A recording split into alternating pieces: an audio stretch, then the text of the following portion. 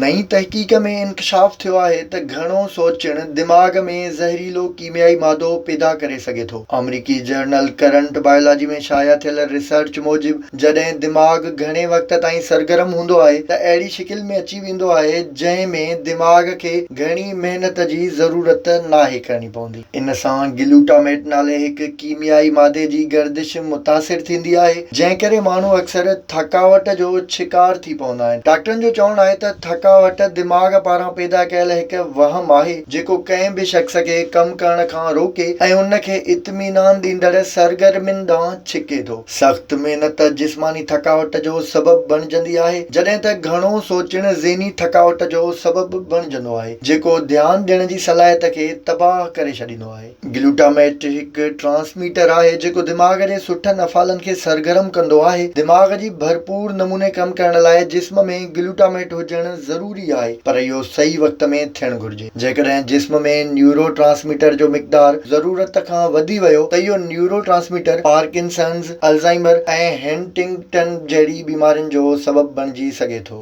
visit कयो अवामी आवाज़ मीडिया ग्रुप जी वेबसाइट awamiawaz.pk